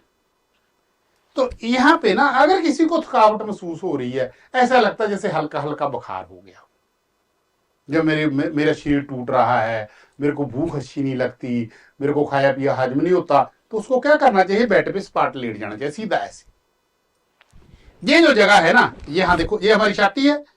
लेडीज को और जेंट्स को दोनों चेक करके, ये देखो, ये 4 उंगल जगह छोड़कर ना, इसके नीचे यहाँ यहाँ यहाँ यहाँ यहाँ तक, नाभि तक दबाना चाहिए। ये नाभि के 4 उंगल छोड़ो, इस साइड में इसको ऊपर को दबाओ, या यहां नाभि से, ये छाती से 4 उंगल छोड़ के नीचे को दबाओ। अगर आपको इस जगह में या इस जगह में एक छल्ली जैसी, जैसे मुट्ठी जैसी इतनी सी भी चीज दिखे, दबाने से दर्द हो, तो वो आपके अंदर की थकावट, वो आपके अंदर का जहरीलापन, वो आपके अंदर का बुखार, और वो आपके अंदर की परेशानी है। मेरे पास आ जाना, मैं वो 10 मिनट के अंदर अंदर आपको रिलीफ दे दूंगा, ये दर्द कम कर दूंगा। इस बात को लोग क्या कहते हैं जी, धर्म, अकेली धर्म कुछ नहीं होती। अब तो ये शरीर में बहुत कुछ है। अगर आपके हार्ट में सूजन है, या लीवर में सूजन है, या अपने कौडी हो गई है, तो आप उसको धर्म कहते रहोगे। अगर आपका मसाना हिल गया, मसाने में यूरिनल सिस्टम में कोई प्रॉब्लम आ गई है, आपके नल हो गए हैं, तो आपको धर्म कहते रहोगे। धर्म की इतनी बदनामी ना करो कि वो बेचारी मजूसी हो जाए। इसलिए जिसको जो भी प्रॉब्लम है, वो बहुत सारी प्रॉब्लम होती है शरीर में, उसको सेटिंग की जाती है। टांगों की सेटिंग की जाती है, पैरों की सेटिंग की जाती है, कमर की सेटिंग की जाती है, हर जगह की सेटिंग की जाती है। किसी को धर्म है, नाड़ है, चोक है, कौडी है, और तिल्ली बढ़ गई है, स्प्लीन, स्प्लीन हर डॉक्टर टेस्ट, स्प्लीन टेस्ट में आ जाती है। लोग बोलते हैं स्प्लीन बढ़ गई। अगर किसी की स्प्लीन बढ़ी हुई है, तिल्ली बढ़ी हुई है, मेरे पास आ जाए, मैं 10 मिनट में ठीक कर दूंगा। तो इसमें कब्ज हो जाती है, इसमें गुस्सा आता है, इसमें पेट खराब रहता है, इसमें थकावट रहती है, इसमें बुखार रहता है, बहुत कुछ रहता है जी। हाथ लगा के ठीक करते हैं। आप कभी भी आ सकते हो फोन करके। तो साथ ही साथ हमने इतना कुछ समझा, एक क्वेश्चन और है मेरे माइंड में जो मेरे व्यूअर्स का भी होगा कि हम आज बैद जी के पास बैठे हैं तो वो भी जरूर पूछें। कई लोग हैं जिनको हमेशा ही नजला जुकाम तंग करता रहता है, हमेशा ही जुकाम बना रहता है, तो आयुर्वेद में कोई उसका इजी वे है, इजी इलाज है जिसको वो निजात पा सकते हैं इस उससे? ऐसा है जी, समस्या कहाँ पे है? मैंने पहले भी कई बातों में कहा कि ये बीमारी कोई बीमारी ही नहीं है। नजला जुकाम अपने आप में कोई बीमारी नहीं है। आप पूछोगे जब मुझे बीमारी नहीं तो है क्या? मान लो आपको बुखार हो गया, आप बुखार में किसी शादी में चले गए, आपने वहां पे आइसक्रीम खाई, जी बिल्कुल, आपके अंदर बुखार है। आपने वहां पर ले खाई, आपने दही खाया, आपने कोई और सामान खाया, ठीक, एक बार, 2 बार, 3 बार बुखार में आपने मां की दाल खाई, चौल खाए, राजमा खाई, ऊपर में मीठा खाया, साथ में आइसक्रीम खा ली, तो भाई जी 5-10 दिन के अंदर अंदर आपका पेट है ना जो, वो खराब होना शुरू हो जाएगा। तो कुछ दिनों के बाद आपको थकावट महसूस होने लग जाएगी। ओके। और थकावट के बाद जैसे मैंने आपको बताया ना, छाती से 4 उंगल नीचे, जिसको ऐसे ऐसे ऐसे ऐसे दबा कर देखना। अगर तो आपके इस एरिया में शल्य जैसे खड़ गया, ऐसे मुट्ठी जैसे यहाँ पे 2 उंगल से लेकर 8 उंगल तक, इतनी बड़ी लाइन, कहीं नाभि तक भी आ जाती है ऐसे ऐसे, अगर हो गई तो आपको बीमार कर देगी। नंबर 3 पे हमारा खाने पीने का सिस्टम कमजोर है। नंबर 4 पे जुकाम उन लोगों को होता है जिनको बचपन में निमोनिया हुआ हो। अच्छा। जो बचपन में कमजोर रहे हों, जिनका बचपन में जल्दी जन्म हो गया हो, जिनको बचपन में बीमारी पर बीमारी लगती हो, उनको जुकाम नहीं हटता। जहां जिनको खाना खाने के बाद नहाने की आदत है, जहां जिनको खाना खाने के बाद हाथ मुंह धोने की आदत है, उनको जुकाम लगता है। भाई जुकाम ऐसे नहीं लगता। और उसके लिए ठीक करने का क्या तरीका है? सबसे पहले उसका पेट चेक किया जाएगा। नंबर 2, गैस भी जुकाम का कारक है। जिस बंदे का पेट खराब है उसको जुकाम हो जाएगा। जिस बंदे का सिर गर्म हो गया, मींह में भीग गया, उसको जुकाम हो जाएगा। जिस बंदे का मान लो बुखार में आपने गलत खाना पीना खा लिया, तो बुखार जुकाम हो जाएगा। अगर किसी को जुकाम हो जाए, ये जो सिर है ना, सिर, इसके अंदर सूजन तक आ जाती है, फिर हम फिर हम लोग तभी जब जुकाम होता है, मेरा यहाँ माथा पड़ता है, सिर पड़ता है, तो उसके लिए दवाई पेट से भी, नाक से भी और खाने की 3 तरह की दवाई दी जाएगी। अगर किसी को जुकाम हो जाता है, हमारे पास एक दवाई है सूंघने की, एक खाने की, और एक हम लोग ये दवाई बनाते हैं, किसी बच्चे को, बड़े को जुकाम हुआ है, गला बंद है, तो ये ऐसे नाक पे लगा ले, गले जस्ट लगानी है। हाँ लगानी है। बाहर से किसी बच्चे को निमोनिया हो गया, छोटे 2 साल के, तो बच्चे का निमोनिया नहीं कोई ठीक करता, बहुत सारी दवाई देते हैं, तो उसकी छाती पे लगा दो। ओके। तो पहले बारहसिंगा देती थी हमारी माताएं। अच्छा। तो उससे, क्योंकि वो भी स्टीराइड है, बहुत गर्म होता है, तो जहां फिर जो हरण होती है उसको आग में भून लेती थी माताएं। जहां फिर दोस्तों, जो हर शहर में आपको पीले फूलों वाली एक दुल्हन दिखाई देती है, वो हर एक पार्क में, हर एक रोड पे लगे होते हैं। जब आप उसको देखते हो मन खुश हो जाता है। पर जिससे आपका मन खुश होता है ना, अगर आप उसके गुणों के बारे में याद करोगे तो आपको आनंद आ जाएगा। मेरे पिताजी जो दवाई बनाते थे उसको गुल्लकड़ बोलते थे, गुल्लकड़। तो गुल्लकड़ वो क्या करते थे, उसकी लकड़ काटते थे, उसको कूटते थे, उसमें अजवाइन, सोए, नमक और कोई आंवला, हरड़, भेड़ा, ये सारा कुछ डाल के पशु को खिलाते थे। पशुओं को खिलाते। पशु को खिलाते थे, उसका पेट खुल के साफ, उसकी कब्ज, उसकी गैस, उसका फारा सब खत्म। उसकी लकड़ तो, फली की तो बात ही छोड़ दो। जो लोग गुलकंद, उसके पीले फूलों की गुलकंद बनती है बहुत अच्छी, उसकी चाय बनती है बहुत अच्छी, आनंद देती है। पर ये लेने वाला हो तब। जो मैं बात करता था बच्चों के नमूनिए की, जुकाम की बात करता था कि जुकाम अपने आप में कोई बीमारी नहीं है। जब किसी को जुकाम होता तो समझ ले उसकी छाती को ठंड लगी है, उसके सर को ठंड लगी है। उसने चाय पी, कॉफी पी, बाहर निकला, सीधी हवा लग गई। घूमने गया, सैर करने गया, पानी माथे पे मार लिया। चाय दूध पिया, गर्म खाना खाया, बाहर निकला, बाइक पे गया, माथे को ठंड लग गई, छाती को ठंड लग गई। अगर इस चीज का बचाव ना करे तो वो जुकाम, नमूनिया सब इकट्ठा हो जाता है। जिसको नमूनिया हो जाए वो फली ले लेनी, काली पकी हुई, तो कोले की आग में रखो, उसको टुकड़े कर लो इतने इतने, आग पे रखो, उस पे धुआं सा निकलेगा काला सा, बिल्कुल जालनी नहीं है।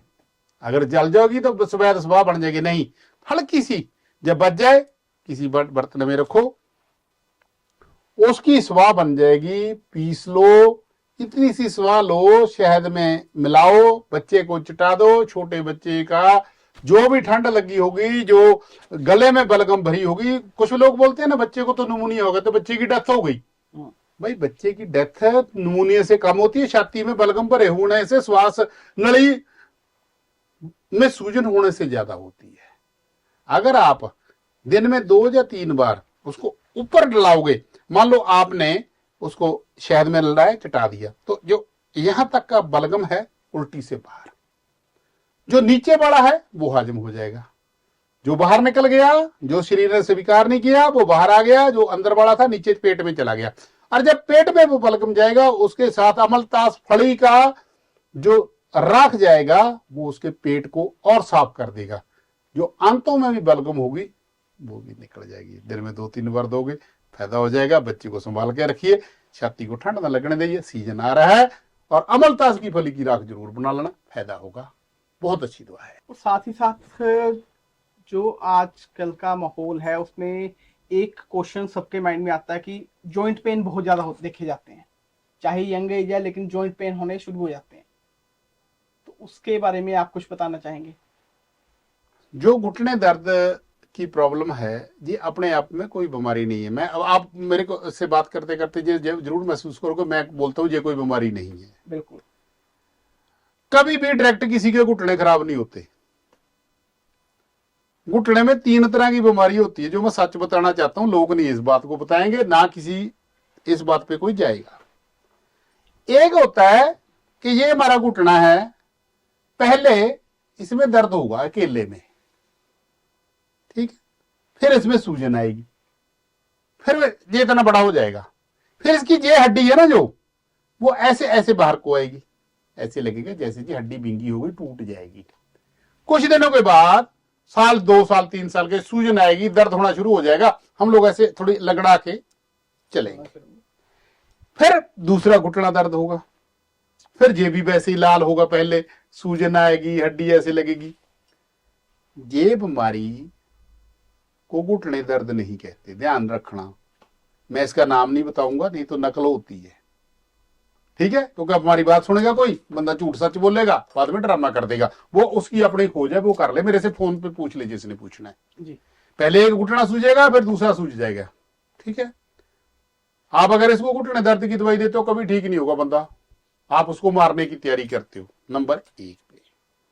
नंबर 2 पे एक होते हैं जी ऐसे ऐसे गांठें मुड़ जाती हैं, उसको भी डायरेक्ट घुटने दर्द की दवाई नहीं दी जाती। वो घुटने दर्द नहीं है, वो गांठों का रोग है, पेट का रोग है। ये बचपन से शुरू होता है, माँ बाप से आता है, खानदानी हो जाता है। एक वैसे घुटने दर्द है, कहीं चोट लग गई, कहीं खान पीन खराब हो गया, पेट में गैस बनती है, खाना हजम नहीं होता, बलगम बनती है, कफ बनती है, जिसके गैस बनेगी, एसिडिटी बनेगी, उसको घुटने में बहुत जल्दी दर्द होंगे। हर डॉक्टर, हर वैद्य एक पैकेट बना के रखता है कि जी हम तो यही दवा घुटने दर्द की देते हैं, ले जाओ ले जाओ ले जाओ। ऐसा कुछ नहीं है। ये 3 तरह के घुटने दर्द है, तीनों के लिए अलग अलग दवाई है, अलग अलग परहेज है। ठीक है। एक बात मैं और जो मैं बताना चाहता हूं, अगर किसी को नॉर्मल घुटने का दर्द हो रहा है, या किसी के घुटने में कड़क कड़क की आवाज शुरू हो गई, थोड़ी थोड़ी रुकावट आ रही है, थोड़ी थोड़ी थकावट हो रही है, पैरों में आ रही है, कमर दर्द हो रहा है, सर्वाइकल हो रही है, शरीर सख्त हो रहा है, तो मेरे पास उसका बहुत सरल इलाज है। ठीक है। आपको हो गए ऐसा सरल, आपने कौन सा इलाज ढूंढ लिया। जिन्हें मैं एक चाय बनाता हूं जी। चाय, हाँ, जो है तो पाउडर है, दवाई का दलिया है, दवाई का काढ़ा बना, ठीक है कि नहीं, मैं पुड़िया बना देता हूं। तो कोई भी व्यक्ति इसको अपने घर पे ले जाए, पुड़िया को 2 गिलास पानी में 1 पुड़िया डाले, सिम लाइट पे इसको गर्म करे, तो कुछ टाइम में ये आधा गिलास रह जाएगा, उसमें कुछ मीठा डालो। अगर आपको शुगर नहीं है तो मीठा डालो, अगर शुगर है तो ना डालो, और कुछ नहीं डालना, कोई दूध नहीं डालना, कोई पत्ती नहीं डालनी, कुछ नहीं है। इसको लेकर घुट घुट करके पीजो। बहुत गर्म नहीं लेना, बहुत ठंडा नहीं लेना। ये दवाई एक जगह नहीं काम करेगी। आपको जुकाम है उस पर भी काम करेगी, आपको खांसी है उस पर भी काम करेगी, आपको ठंड लगती है उस पर भी काम करेगी, सारे शरीर को गर्म। आप कपड़ा ओढ़ो, कपड़ा ओढ़ के बैठ जाओ, तो आपके सिर से लेकर पैरों तक जिस शरीर को गर्म कर देगी। पर इसका एक परहेज है। वो क्या है? 1 घंटे तक आप घर से बाहर नहीं निकलोगे, पानी नहीं पियोगे, एक से भी ज्यादा हाथ नहीं धोगे, मुंह नहीं धोगे, नहीं तो ये आपको गर्म सर्द कर यानी कि शरीर को ठंडक नहीं लगना। हाँ, ठंडक नहीं लगनी। पहली खुराक दूसरी में जो घुटने कड़च कड़च करते हैं उसमें पैदा हो जाएगा। अगर घुटने दर्द की शुरुआत है, कमर दर्द हो रही है, सर्वाइकल हो रही है, पैर दुख रहे हैं, शरीर ठंडा हो रहा है, आपको जुकाम होना शुरू हो गया, जुकाम कफ भर रहा है नाक में, गले में कफ भर रहा है, तो इस दवाई को, सस्ती दवाई है, 5-7 दिन की ले जाओ, एक बार यूज करो, फायदा हो जाएगा। घर पे रख लो, कभी कभी चाय पी लेना, दूध नहीं डालना, पत्ती नहीं डालनी। इससे अच्छी दवाई कोई मैंने देखी ही नहीं है। सस्ती, पैसा नहीं खराब करना, कुछ नहीं करना। पुड़िया बना कर देता हूँ, अपने पास रख लो कहीं भी, 5-7-10 पुड़िया लेकर रखो, घर पे काम आएगी, शरीर को गर्म करेगी। ठंड लगती है उस पे ले लो, जुकाम हो गया उस पे ले लो, खांसी हो गई उस पे ले लो, कहीं भी ले लो। जड़ी बूटी का पाउडर है, कोई स्टीरॉइड मेडिसिन नहीं, कोई नुकसान नहीं, बहुत अच्छी काम करती है। मैंने बहुत सारे लोगों के घुटने दर्द पे भी इसको बहुत अच्छा रिजल्ट। कई बार क्या होता है कि बहुत बड़ी बड़ी दवाई फेल हो जाती है, इसको यूज करिए, फायदा हो जाएगा। इसका नाम ही हमने, वैसे तो गोड्डे दर्दों का काढ़ा है, पर ज्यादा पढ़े लिखे लोगों को हम इसका जॉइंट फिट नाम रख दिया है। जॉइंट फिट नाम इसका जॉइंट फिट, हाँ, जॉइंट फिट टी रख दिया इसका नाम। इसके में तेल भी देते हैं वैसे तो खाने की गोली भी देते हैं, पर शुरुआत में बंदा ये इसी को चेक कर ले, अगर ज्यादा जरूरत होगी तो हम लोग तेल भी दे देंगे। तेल बहुत अच्छा बनाते हैं हम लोग, और मैंने ऐसे लोगों का वो तेल से इलाज किया है जिनका किसी चीज से होता ही नहीं था। तो साथ ही साथ कुछ आप डायबिटीज के पेशेंट्स के लिए बताना चाहेंगे, क्योंकि आज की डेट में हर एक फैमिली में डायबिटिक इशू बढ़ता जा रहा है, हर एक फैमिली में ये इशू पाया जा रहा है। जो व्यक्ति खानदानी डायबिटिक हैं जी, जैसे मेरे फादर को थी, मेरे को हुई, उसको खानदानी, उनको परहेज करना चाहिए। ओके। नंबर 2 पे मेरा आज तक का तजर्बा है, मेरी 50 साल से ज्यादा उम्र हो गई है, तो ये सोच लो बचपन से इसी लाइन में हूं। जो अपना खान पीना है उस पर सबसे पहले ध्यान देना चाहिए। और आयुर्वेद में ना कुछ रसायन औषधि है। आज एक पर्दे की बात बतानी है आपको, आप बहुत अठरमे से बैठे हैं, वो क्या है पर्दे की बात? क्या आप मानते हो शुगर कमजोरी की बीमारी है?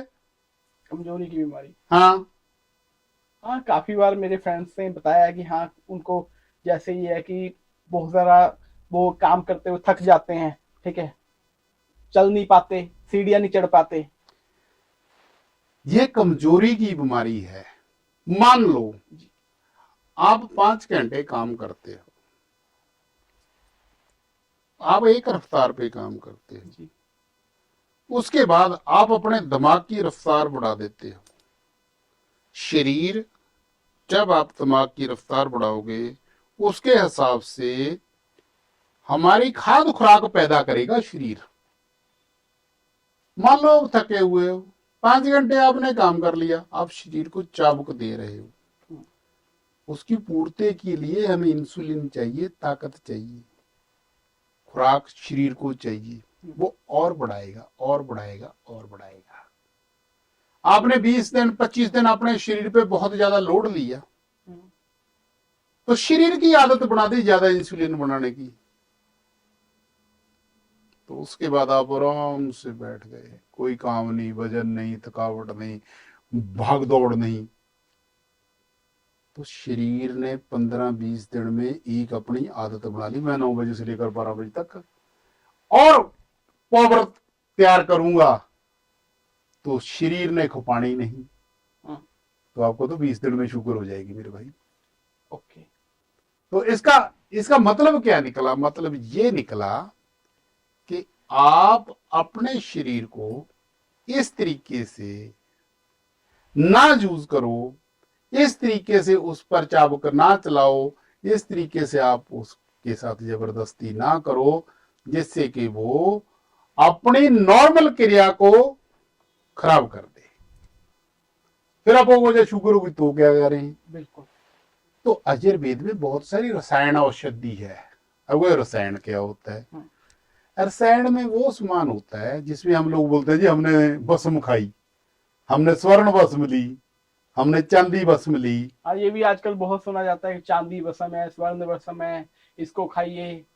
तो फिर एक काम करना, अगर आपका मन करे तो सोना ले आना, हम भस्म बनाएंगे। ठीक है। उसको चेक कराना।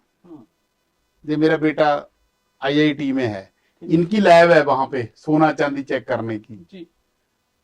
मार्केट में 90% सोने के नाम पे स्वर्णमुखी भस्म दे रहे हैं लोग, सोने की भस्म ही नहीं दे रहे।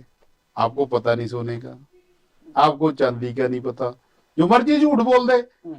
अगर किसी बंदे को असली सोना 1 ग्राम भी खिला दिया ना, तो उसका रंग टमाटर जैसा हो जाएगा। तो क्या सच में लोग सोना खाते हैं? देखो, ये तो कहानी सुननी है तो बहुत लंबी है भाई। कैमरे को पास में करोगे? इस पे क्या लिखा है साहब? इस पे लिखा है स्वर्ण भस्म। तो ये स्वर्ण भस्म कितनी है भाई? 4 लाख की स्वर्ण भस्म है भाई। मैंने अपनी लाइफ में एक बार इसकी दवाई खाई थी, तो दवाई खाई, मेरा वजन था 87 किलो, वो 20-30 किलो वजन बढ़ गया।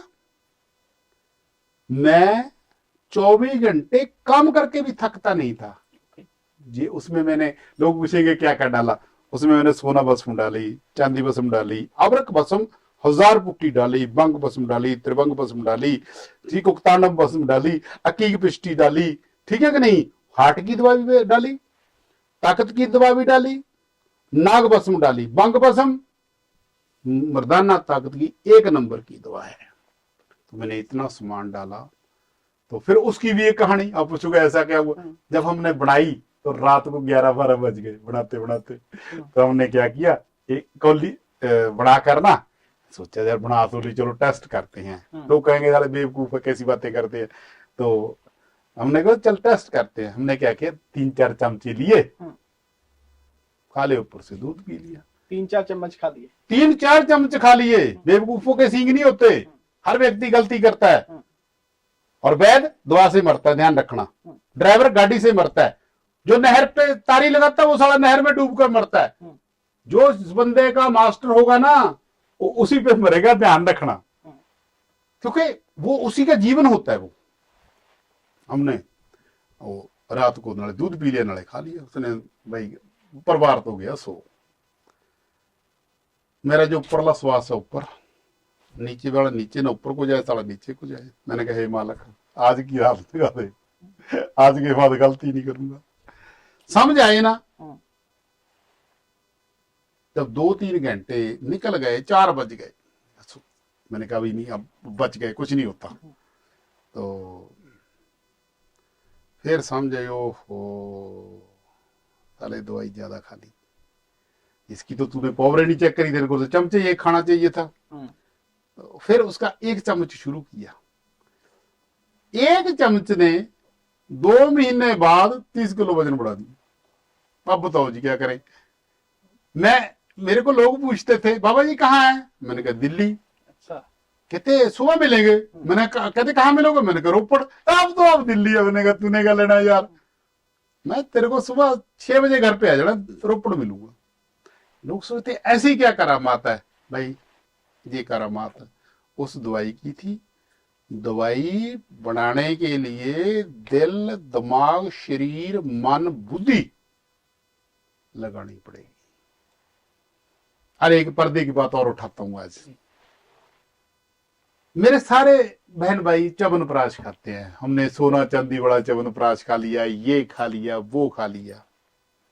ये चांदी बड़ा च्यवनप्राश था, इसके ऊपर चांदी चमकती, देखो ये चांदी के बर्क डाले थे, ये देखो। ठीक है भाई, आपको 250 रुपए में चांदी बड़ा च्यवनप्राश खिलाने से रही दुनिया, पागल नहीं है लोग। ठीक है, स्वर्ण भस्म 28-30 हजार रुपए की 1 ग्राम है, मान लो 25,000 की है जी। तो 1 तोड़ा कितने की हो गई, 2.5 लाख की। तो आपके 200 रुपए के च्यवनप्राश में कोई भाई स्वर्ण नहीं डालने वाला। हाँ ये हो सकता है कि 2-4 क्वांटल में 2-4 स्वर्ण के बर्क डाल दे, वो 400 का एक है, वो भी एक स्वर्ण का बर्क 400 का एक है। एक बात और जो मैं फिर भूल जाऊंगा, बताना जरूरी है। जो आप मेरे दोस्तों च्यवनप्राश खा रहे हो ना, आपको क्या लगता है आप आमले का च्यवनप्राश खा रहे हो? झूठ है, आप कद्दू का च्यवनप्राश खा रहे हो। कद्दू का च्यवनप्राश आपको आमले का कौन खिलाएगा? 250-300 रुपए किलो आमला, अब आपको 80 रुपए 100 रुपए किलो हरा मिलता है, जब सूख जाएगा ना 1 किलो में से 200 ग्राम भी नहीं निकलेगा। सही बात है। तो 80 रुपए किलो लेकर आपको भाई 100 रुपए किलो 120 रुपए किलो कोई च्यवनप्राश नहीं खिलाएगा। च्यवनप्राश बनेगा आपका कद्दू का, च्यवनप्राश मिलेगा आपको शकरकंदी का। ठीक है, ये मार्केट में वो ही मिलता है। जो अपना च्यवनप्राश है 4-5 हजार रुपए किलो मिलता है, दब जाकर स्वाद आता है। इसलिए आयुर्वेद के मामले में सच झूठ का नितारा हो जाता है, और ज्यादातर लोग इसलिए झूठ बोलते हैं क्योंकि वो मार्केट से सामान उठाते हैं और मार्केट में ही बेच देते हैं। जब अपना बढ़ाओगे ना, आपका रेट भी बढ़ जाएगा, आपकी क्वालिटी भी सुधर जाएगी, आपको आनंद भी आ जाएगा, आपको मस्ती भी आ जाएगी, आपको खुशी मिल जाएगी। तो हमने इतना कुछ डिस्कस कर लिया, तो जैसे आज की डेट में आइस इन्फेक्शन हो जाती है या फिर आई साइट बहुत वीक होती है सबकी, क्योंकि कंप्यूटर का जमाना है, सभी लोग मोबाइल गैजेट्स के अंदर सारा दिन काम करना पड़ता है।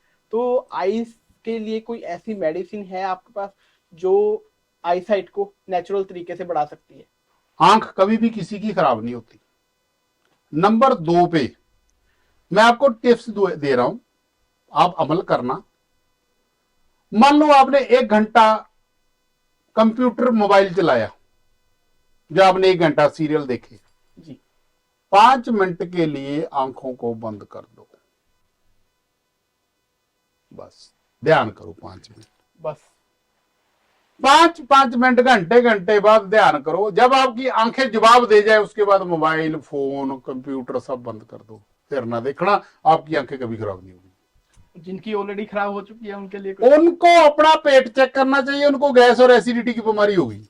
आंखों से भी गैस और एसिडिटी का लेना देना है। भाई आपको विधि बताता हूं, देखो ये हमारा पेट है, ठीक है, इसके रास्ते कितने हैं पेट के, गैस निकलने के रास्ते कितने हैं? कुछ लोगों को नाक से गैस निकलती है, कानों से गैस निकलती है। कई बार आपने महसूस नहीं किया यार कानों से धुआं निकल गया, वो गैस है भाई। नाक से गैस ऐसे ऐसे नहीं उठती, ऊपर को आती, नाक से निकलती है, कभी कभी नीचे को गैस निकलती है। लोग कहते हैं बड़ी गंदी गैस आती है, इसका मतलब उनके पेट में मल जमता है, क्लियर नहीं होता। जो ऊपर को गैस आती है ना, वो हार्ट को कमजोर करती है, आंतों को कमजोर करती है, एसिडिटी बढ़ाती है। जिनके ऊपर को गैस आती है, उनकी गैस ने जो तो मुंह से निकल गई, बाकी सारी ऊपर दिमाग में चली जाएगी। वो जहां पे घूमेगी वो सर्वाइकल, वो माइग्रेन, ये हमारा सेंसर है, ये अपनी गर्दन जो सेंसर है सारे दिमाग का। ओके। यहीं से अगर किसी को मारना हो, यहाँ पे चोट मारो तो बंदा डिस्टर्ब हो जाएगा, पागल हो जाएगा, सेंसर सिस्टम खत्म हो जाएगा। मतलब थोड़ी सी भी हरकत कर दी जाए, ऐसे जो जोर से भी छेड़खानी कर दी जाए, ये यहाँ हमेशा बचाना चाहिए जबरदस्ती से। उसके बाद जो ऊपर को गैस जाती है वो हमारे दिमाग में घूमना शुरू होती है, तो ये जो हमारा कपाड़ है ऐसे है, वहां गर्मी पैदा हो जाती है, वो गर्मी हमारी आंखों को डिस्टर्ब करती है। बस गैस बचा लेना, आंखें बच जाएंगी। हाँ, हमारे पास ये आंखों की दवा है, हम लोग आंखों की दवा लोगों को बांटते हैं।